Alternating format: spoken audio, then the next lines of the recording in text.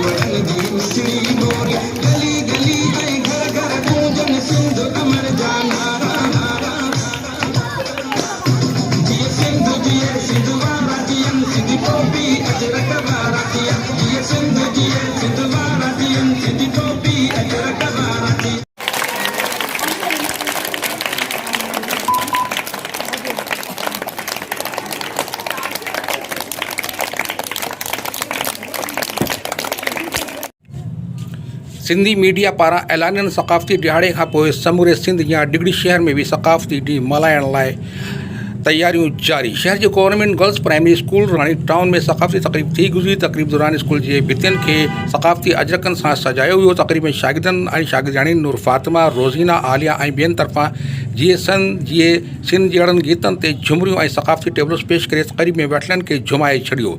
इन मौक़े ते ख़िताब कंदे स्कूल जी हेड ताशा लगारी, टीचर रोबीना, नौशाबा, महरीन, सना ऐं शाइस्ता ख़िताब कंदे चयो त सिंध जी सक़ाफ़त हज़ारनि साल पुरानी सक़ाफ़त आहे जंहिं ते असांखे फ़ख़्रु आहे। हिननि चयो त सक़ाफ़ती ॾींहुं अचण जो असांखे सॼो साल वॾे इंतज़ारु रहंदो आहे। हीउ ॾींहुं असां वॾे जोश ऐं जज़्बे सां मल्हाईंदा आहियूं। Report Naseer Qureshi, Ibrat news, डिगड़ी।